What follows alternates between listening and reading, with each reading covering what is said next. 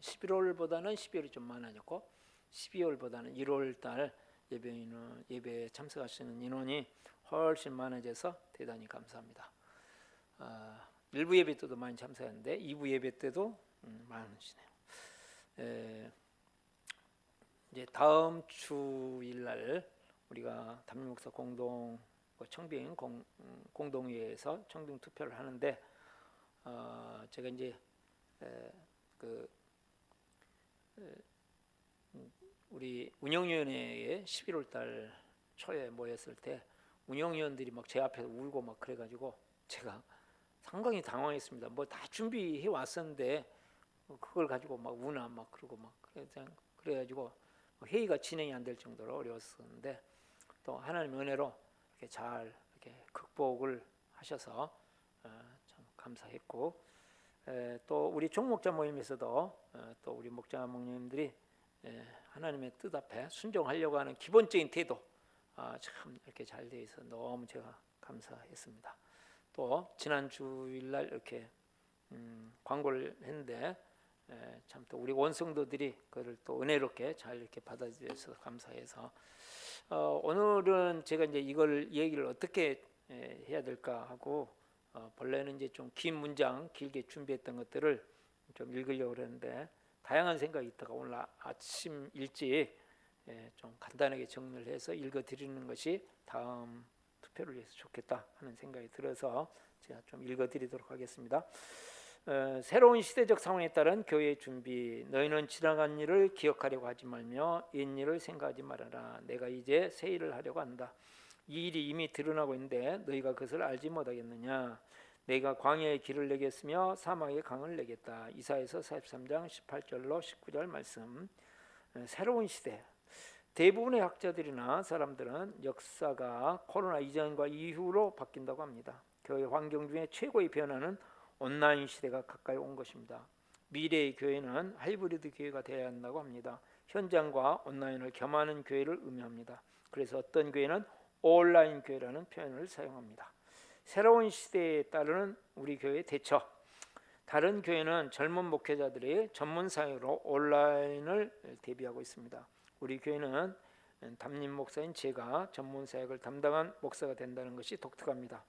이것은 앞으로 개척교회, 작은교회, 가정교회 담임 목사 이후 사역에 좋은 샘플이 될 것으로 기대합니다. 이와 같은 사역 전환에 따라 밝은 교회 담임 목사를 새로 세워야 합니다. 최영호 목사 담임 목사 청빙 과정. 저는 최영호 목사님을 후임 목사로 6년간 준비했습니다. 많은 교회에 탐방도 보내고 개인적으로 훈련시켰습니다. 마지막 훈련으로 동사 목사 사역을 통해 교회 전반을 돌보고 섬기도록 하였습니다. 때가 되어 운영위원회 청빙위원을 추천받고 100%의 동의를 얻은 분들로 청빙위원회를 구성하였습니다. 청빙위원회에서 최영호 목사를 담임 목사로 세우기로 100% 동의하였습니다.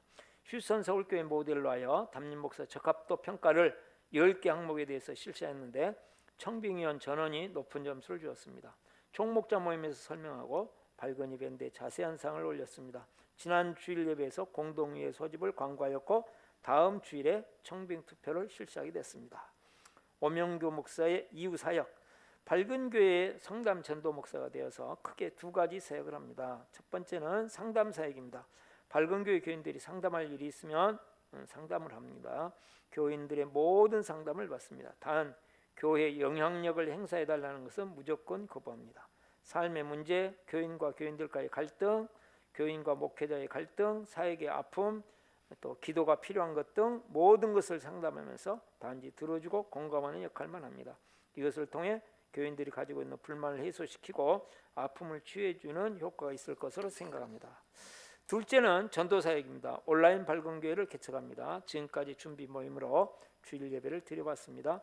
주사랑 목장이 함께하면서 섬겨주셨습니다. 앞으로 밝은 교회 교회는 참여하지 않습니다. 온라인 밝은 교회를 출발하면서 현재 참여하시는 분들과 피치 못할 분들만 참여합니다. 2월 20일 주일부터는 주일 예배를 11시로 옮겨서 온라인으로 드릴 것입니다. 그 다음 밝은 교회와 온라인 밝은 교회의 관계. 두 회 중 한 교회입니다. 밝은 교회 온라인 교회는 수요 예배, 새벽 기도회를 함께합니다. 재정을 공유하여 온라인 밝은교회 교인들은 헌금을 밝은교회 통장에 헌금합니다. 상공부를 공유하여 밝은교회 상공부 인도자들이 온라인 밝은교회 교인들을 훈련시킵니다. 목장 숫자가 많아지기 전에는 총목자 모임도 공유합니다. 교인 숫자와 목장 숫자도 밝은교회 숫자에 포함시킵니다. 단 온라인 밝은교회에서 밝은교회로 옮기는 것은 자유롭지만 밝은교회에서 온라인 밝은교회로 옮기는 것은 불가합니다. 특별한 상황일 때는 운영위원회의 허락을 받아야 합니다. 부탁의 말씀. 교회는 그리스도의 몸입니다. 몸은 하나가 되어야 건강합니다. 효율적인 것보다 훨씬 중요한 것이 하나됨입니다. 성경은 성령께서 하나 되게 하신 것을 힘써 지키라고 하십니다. 새로운 시대에 새로운 길을 갑니다. 온 교인들이 기도하면서 하나가 되기만 하면 하나님께서 큰 은혜를 베푸실 것으로 생각합니다. 교회의 구성원인 목회자나 교인들이나 중요한 것은 교회의 머리신 주님께 순종하려는 노력이라고 생각합니다. 이해관계나 자기의 생각, 자기의 감정을 내려놓고 주님의 뜻이라면 순종하려는 태도가 기본일 것입니다. 저는 주님께 순종하여 새로운 길을 가고자 합니다. 기도해 주시고 응원해 주시면 감사하겠습니다. 그리고 온 교회가 한마음으로 새로운 길을 함께 걸어갈 수 있기를 축복합니다. 너희를 두고 계획하고 있는 일들은 오직 나만이 알고 있다. 내가 너희를 두고 계획하고 있는 일들은 재앙이 아니라 번영이다. 너희에게 미래에 대한 희망을 주려는 것이다. 나 주의 말이다. 예레미야서 29장 11절 말씀. 아멘. 네, 오늘 설교 제목입니다. 신자의 능력. 시작. 신자의 능력입니다. 요즘에 이제 날씨가 추워져 가지고 한강이 얼었습니다. 이제 물이 흘러가는 것은 얼지 않은데 물이 흐르지 않은 곳에서는 얼어가지고 올문철에서 내려오는 거기가 지금 이제 얼어 있습니다. 그래가지고 사람들이 그 위를 걷고 해서 꼭 걸어보고 싶더라고요. 저도. 근데 우리 또 하리가 와서 잠을 자고 저희 집에서 순전히 살다시피 해가지고 하리에게 추억을 남겨줘야 되겠다. 제가 어릴 때 제가 그 썰매 타고 막 그랬던 추억들 참 지금도 생생하거든요. 그래서 야, 이거 얼음이 걷는 거는 항상 있는 게 아니잖아요. 어릴 때 또 하는 것은 또 차이가 있기 때문에 추억을 남겨야 돼서 어제 점심 식사를 하고 하리야 가자 그래가지고 저희 부부와 하리가 갔습니다. 가가지고 하는데 제 기대보다 더 이상으로 우리 하리가 얼마나 좋아하는지 제가 감사 나눔에다 사진 이렇게 올리긴 했지만 그거는 아주 너무 작게 표현된 거고 너무나도 행복해요. 처음부터 끝까지 소리를 빡빡 지르가면서 계속 왔다 갔다 하면서 막 혼자서 막 거기서 놀기도 하고 막 어린 위에서 얼마나 재밌게 노는지 한강을 걸었습니다. 한강을 걷는 기적을 여러분 보셨나요? 한강을 못 걸을 것 같은데 얼으니까 한강 위를 걸을 수가 있더라고요. 우리의 시대의 상황이 참 여러 가지 어렵지만 그 가운데서 하나님께서 능력으로 역사하시면 한강을 걷는 것과 같은 기적의 역사가 나타날 것으로 믿습니다.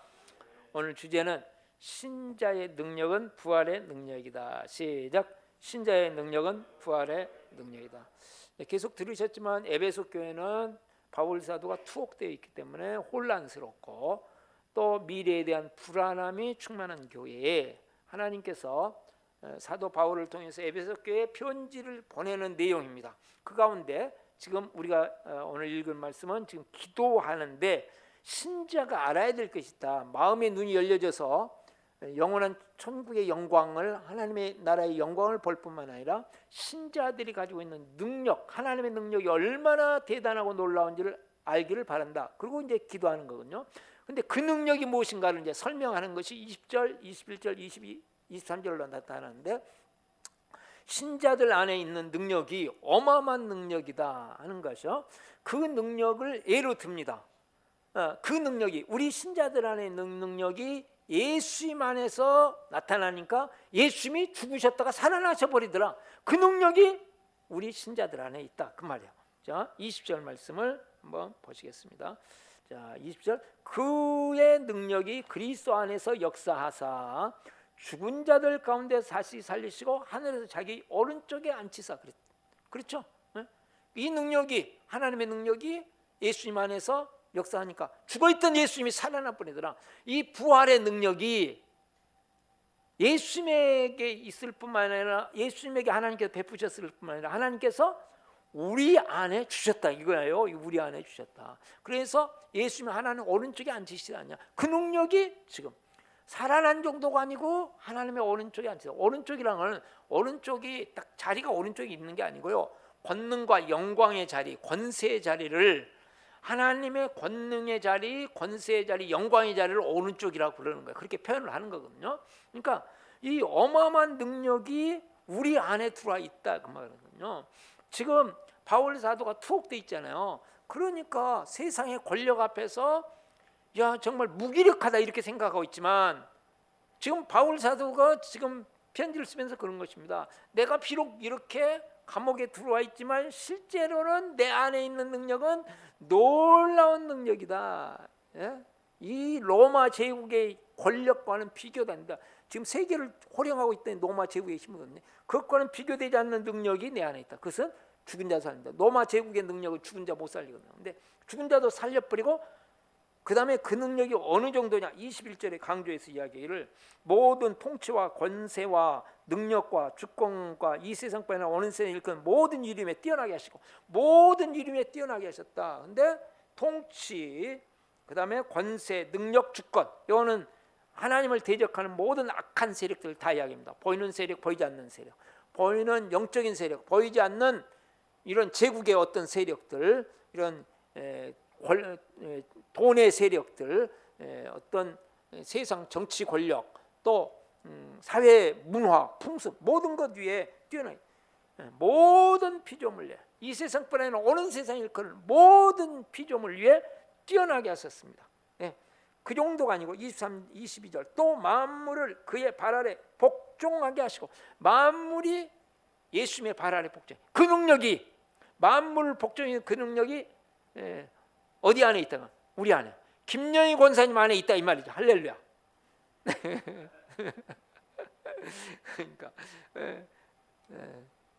그러니까 우리가 이것을 이제 아는 거, 이걸 깨닫는 거, 이것을 볼 수 있는 거, 이게 중요하다는 거 아니에요? 자, 그럴 뿐만 아니라 이걸 이제 그것을 넘겨서 그를 만물 위에 교회의 머리로 삼으셨네. 그러면서 자연스럽게 그 능력이 결국은 교회를 통해서 드러나기를 원한다. 공동체로 나가는 거, 자연스럽게. 개인으로 가면 안 되니까 반드시 공동체를 통해서. 그 다음에 교회는 뭘 해야 되냐? 23절에 교회는 그의 몸이니 만물 안에서 만물을 충만케 하시는 분의 충만합니다. 예수님이 이렇게 되셨는데 그 예수님이 교회를 통해서 이 만물 안에 십자가의 사랑과 부활의 능력을 드러내는 것이 하나님의 뜻이다.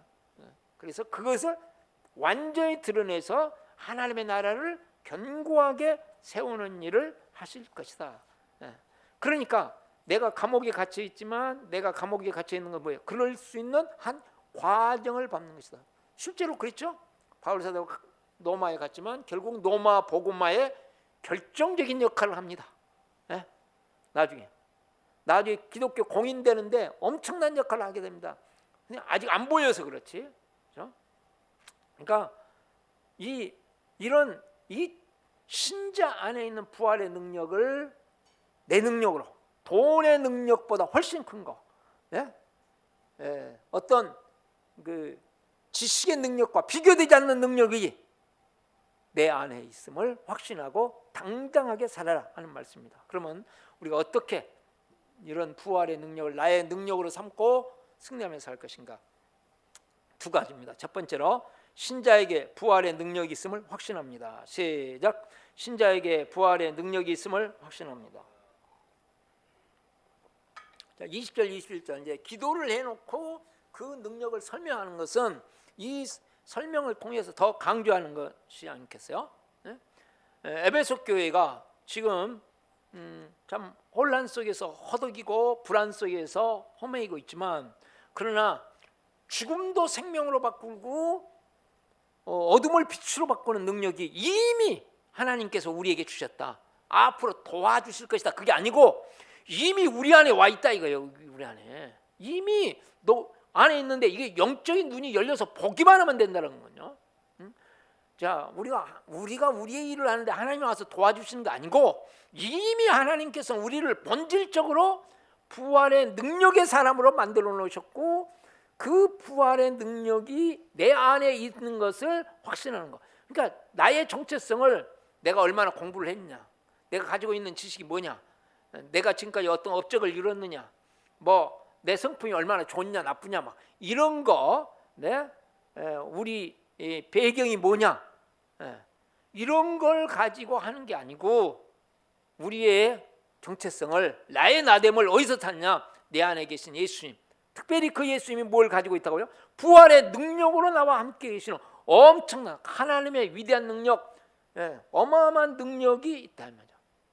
그러니까 현실과 상황이 지금 딱 눈에 보기에는, 자기 눈에 보기에는 하나님 보시는 것하고는 달라요. 하나님 보시기에는 우리는 부활의 능력을 가진 자예요. 그런데 자기 눈에 보기에는, 사람들이 눈에 보기에는 감옥 앞에서 감옥에 들어갔고 연약한 자로 보입니다. 힘이 없게 보입니다. 그런데 그러지 말고 말씀에 근거하여 너의 정체성을 확립하고 그리고 자신과 세상에게 외쳐라는 거죠. 그것은 뭐예요? 부활의 생명이고 부활의 능력이고 부활의 영광이다 하는 것을 과감하게 외치라는 거예요. 세상 앞에서 쫄지 마라. 세상의 엄청난 권력 앞에서, 엄청난 흐름 앞에서 교회는 쫄는 게 아니다. 감옥 안에 들어서 나는 안 쫄고 있다 그 말이거든요. 옛날하고 지금은 다르기 때문에 이게 얼마나 사람인지라 인간적으로 그러지 않겠어요? 그렇지만 그것을 지금 기도로 극복해 나가는 거죠. 그러니까 이 편지를 썼던 바울 사도가 실제로 죄수의 몸이 돼가지고 예루살렘에서부터 이제 죄수의 몸이 된 거 아니에요? 그래가지고 지금 거기서 사람들이 죽이려고 그러니까 가이사랴로 갔습니다. 거기에 총독부가 그때 당시에 거기에 있었거든요. 이제 그러니까 가이사랴로 가서 총독부로 갔습니다. 거기서 이제 총독의 재판에 의해서 결정되는 건데, 거기서 이제 총독과 함께 아그리빠 왕 앞에 섭니다. 그럴 때 바울 사도는 나를 풀어주시오 그러는 게 아니고 뭘 이야기해요? 복음을 이야기해요. 이 하나님께서 이 사람들을 세우는 것은 이 사람들의 복음을 전하는 일하고 복음을 쫙 간증하면서 이야기하죠. 간증하면서. 그러니까 얼마나 관계전도를 잘하셨던 분이에요, 이분이. 그래서 얘기를 하세요. 이렇게 딱 하시죠. 그러니까 아그리빠 왕이 그거 듣고 있다가 가소로운지고, 네가 죄수 주제에 말이야, 네 주제를 알라 그런 거예요. 아직 너는 달랑 나누기도 못했네. 딱 그러는 거죠. 지금 그러면서 주제를 알아. 딱 그래요. 그러면서 뭐라 그래요? 작은 말 가지고 나를 그리스도인 되게 만들려고 그래. 웃기고 있어. 너는 임마 네 꼬라지가 지금 뭔데? 그러고 이제 딱 나오는 거야. 그때 바울 사도가 담대하게 외칩니다. 딱 그때 수갑 차고 있었을 거 아니에요. 쇠고랑 딱 집어들면서 아그리빠 왕 앞에서, 총독 앞에서, 그 세상의 의리의리한 권력들 앞에서 많은 사람들이 딱 나와 같이 이렇게 쇠고랑이 묶인 것 위에는, 죄수가 된 것 위에는 여러분들이 전부 나와 같이 되기를 나는 원합니다. 담대하게. 거기서 지금 뭐라고 자기가 소리를 지르겠어요. 그러나 그 앞에서 당당하게 외칠 수 있었던 것은 부활의 능력이 내 안에 있음을 확신하는 거예요. 당신들이 뭐 좌지우지하는 것 같지만 웃기는 소리, 그보다 더 큰 능력이 내 안에 있다. 그러니까 큰 소리 뻥뻥 치는 거죠. 아무것도 없이 그냥 큰 소리 치는 게 아니고 실제로 이게 믿어지니까 나오는 그런 현상이에요.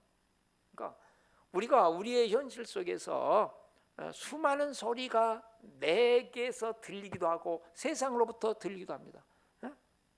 자, 나의 배운 지식과 생각이 나에게 계속 이야기하는, 너는 무능력하다. 지금 내가 해놓은 게 뭐냐? 넌 참 지혜가 없다.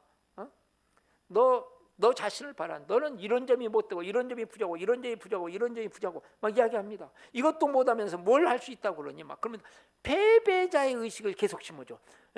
패배 의식을 세상이 계속 나에게 말해주고 내 생각이 동의하고 내 안에 있는 옛사람이 계속 동의해주면서 거기에서 끌려가죠. 그때 정신을 바짝 차리고 눈을 들어 내 안에 계신 승리자, 죽음을 생명으로 바꿔버리신 그 부활의 능력이 내 안에 있음을 믿고, 나 때문이 아니고 내 안에 있는 그리스도 때문에 그 부활의 능력이 있음을 외치고 담대히 외치라는 거죠. 외치라는 거예요. 외쳐. 그것이 신자다 이거예요. 그것이 예수 믿는 자고. 그래서 이제 우리가 이것이 제일 잘 나와 있는 것 중에 하나가 이제 두 군데가 있는데 오늘 두 군데 살펴보겠으나 로마서 8장 37절입니다. 로마서 8장 36절에 보시면 뭐라고 그러냐면 종일 주를 위하여 죽임당하는 양과 같이 불쌍한 자가 되었다. 그러나 37절 그러나 이렇게 했습니다. 그러나 이게 외적으로 보면 세상의 기준으로 보면 그렇지만 그러나 이 모든 일에 우리를 사랑하시는 이로 말미암아 모든 일에서 우리를 사랑하시는 분이 사랑하시는데 뭔 이런 일이 있을까 그러지만 우리가 뭐냐면 이 모든 것 중에서 넉넉히 이기느니라. 이기는데 어떻게 이겨요? 넉넉히 이겨버려. 넉넉히. 그러면서 또 외칩니다. 내가 확신한다. 그럽니다. 보세요. 그거. 확신하느니 이렇게 나와 있지만 내가 확신한다. 뭘 확신해? 사망이나 생명이나 천사들이나 권세자들이나 현재이나 장래이나 능력이나 높음이나 기쁨이나 다른 어떤 피조물이라도 그러니까 하나님 위에 그 어떤 것이라도 우리를 우리 주 그리스도 예수 안에 있는 하나님의 사랑에서 끊을 수 없으리라. 확신이죠. 얼마나 큰 확신이에요. 이 확신 이게 이제 우리한테 필요하다는 거죠. 우리의 시대 우리의 상황은 사람마다 다 다양해지고 개인마다 다 다를 수 있어요. 지식적인 것으로 다를 수도 있고 나이가 먹으면서 달라질 수도 있고 다양하게 우리 앞에 달라질 수 있지만 우리는 확신하고 외쳐야 된다면 넉넉히 이긴다. 그래서 나중에 가장 큰 게 죽음 아니에요. 죽음 앞에서도 뭐라고 그래요? 담대하게 외치면서 딱 멋있게 이 세상 떠나는 거죠. 그냥 할렐루야. 별로 이렇게 그 소리는 별로 안 좋으신가요? 고린도서 15장에 부활에 대해서 쫙 이야기하면서 보세요. 고린도서 15장이 뭐라 했나? 15장 고린도서 15장 찾기 어려운 분은 찾지 말고 들으시면 돼요.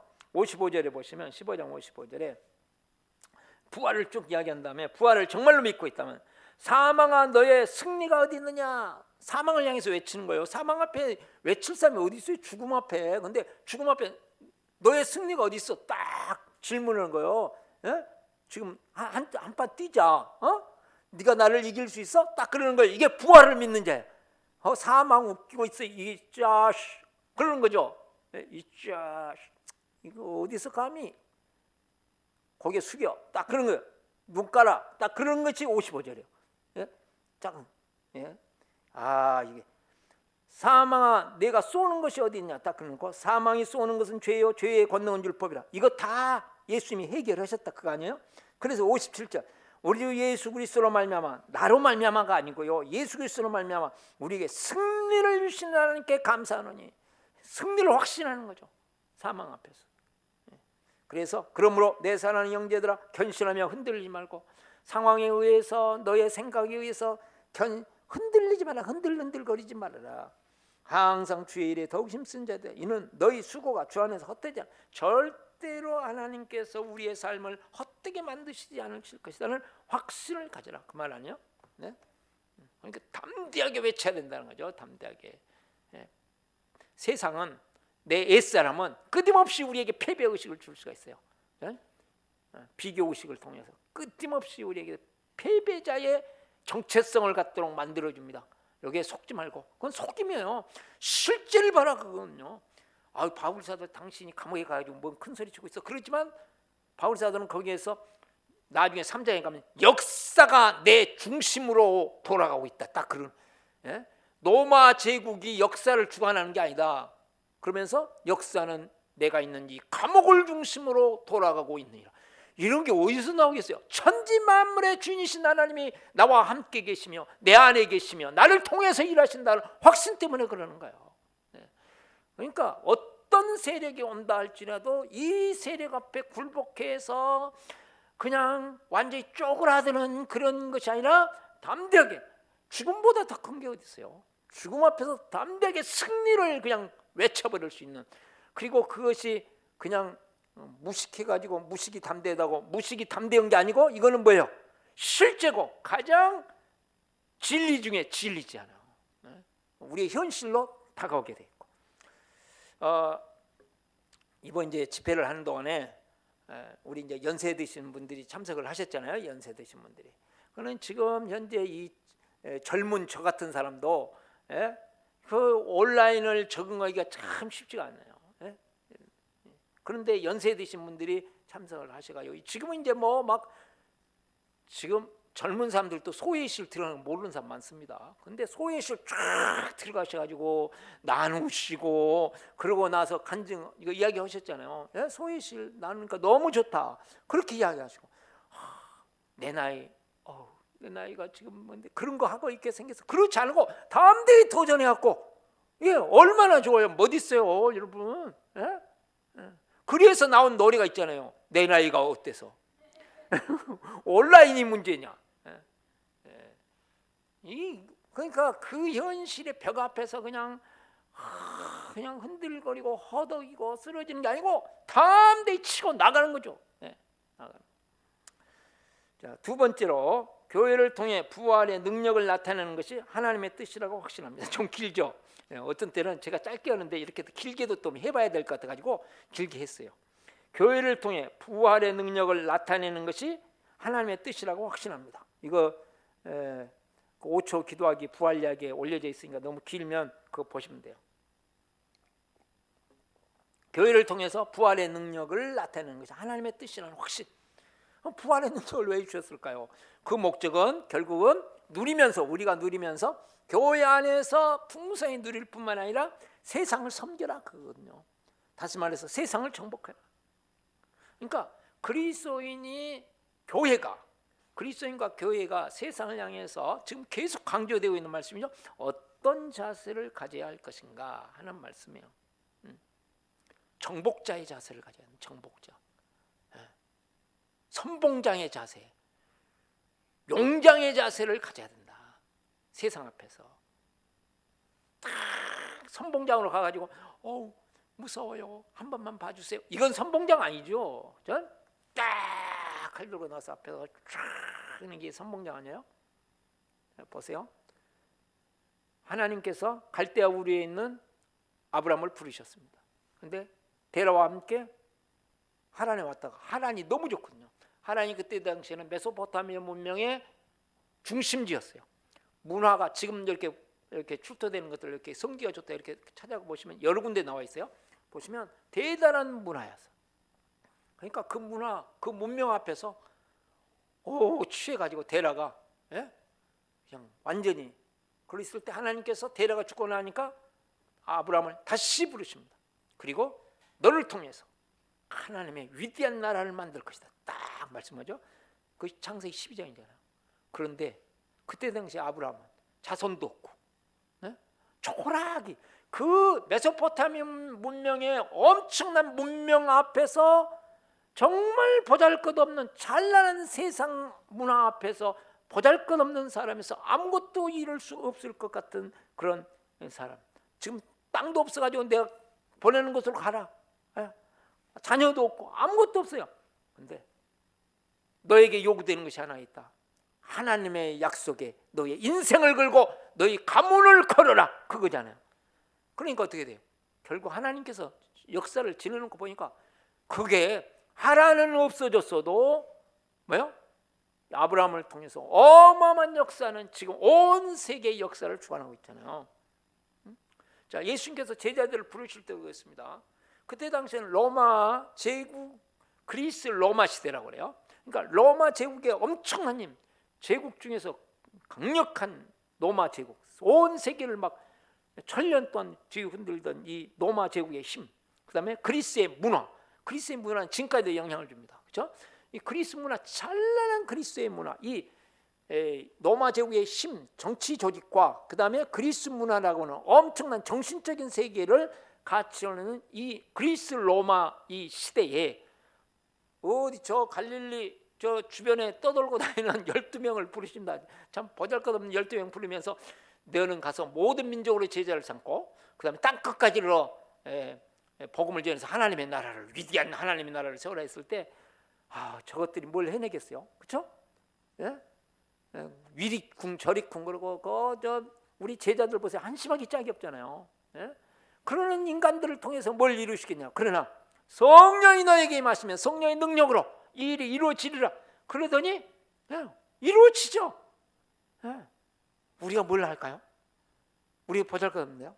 예? 그렇게 교육시키고 그렇게 기적을 보게 해도 어느새 도망가고, 예? 막 그랬던 그 인간들 어디다 써먹겠어요? 그러나 하나님께서 은혜를 주시고 하나님의 때가 되니까 그들을 통해서 놀라운 역사가, 예? 펼쳐지잖아요.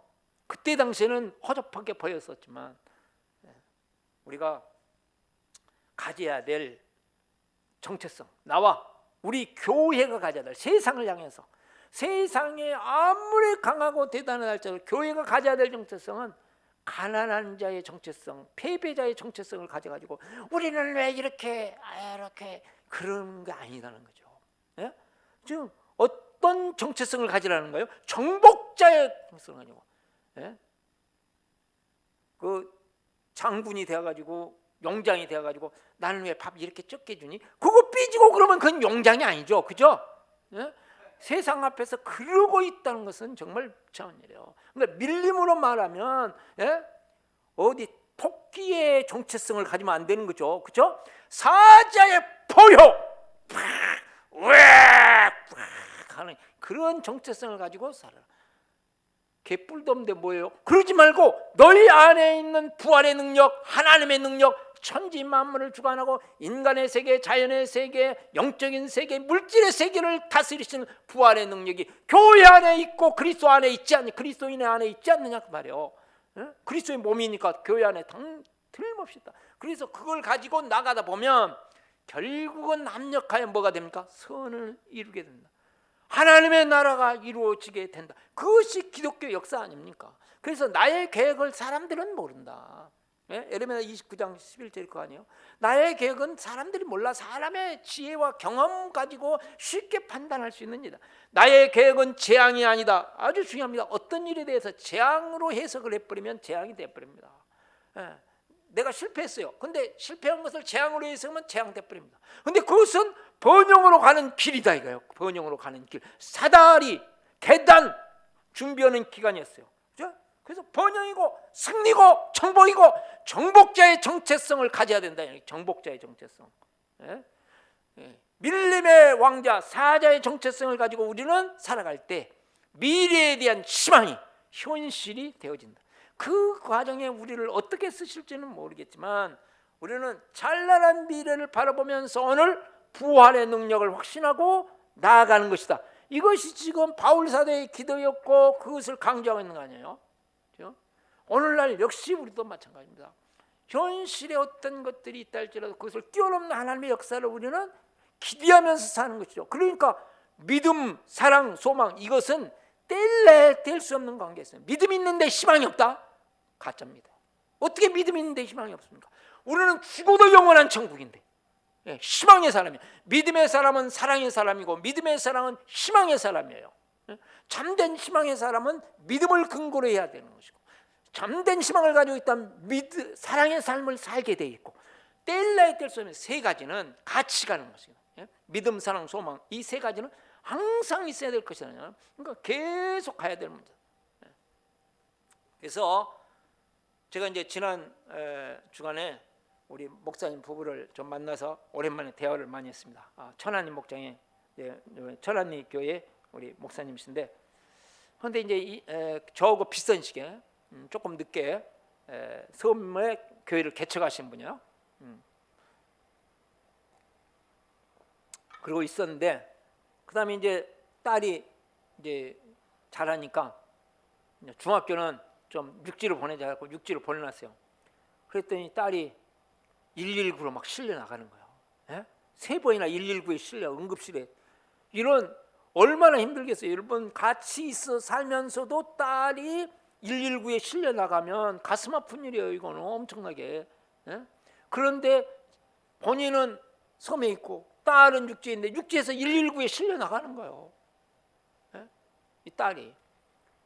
그래가지고 공부하는데도 참 지장이 많았어요. 세월이 많이 흘렀습니다. 뉴질랜드에 가서 이모가 있으니까 공부를 하고 그러고 하더니 하나님 은혜니까 지금은 열 아들, 본인이 그러세요. 예? 사모님이 열 아들 부럽지 않는 딸이 됐다. 그래가지고 하여간 늦게 지금 39세인가 40세인가 돼가지고 10년간 사귄 남자하고 지금 결혼을 하는데 제가 토요일 날 주례를 보게 돼 있습니다. 중학교 때, 고등학교 때 여기저기 옮겨다니면서 너무 이 딸이 어떻게 될까? 딸 자체도 오는데 지금은 10아들 부럽지 않는 딸이 됐습니다. 할렐루야.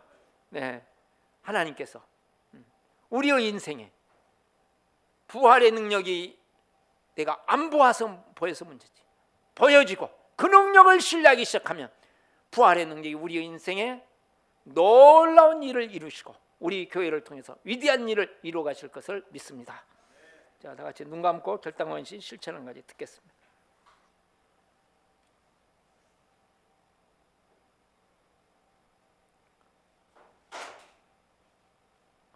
네, 눈 뜨시고 기록해 주시고 결단원 실천한 가지 기록해 주시고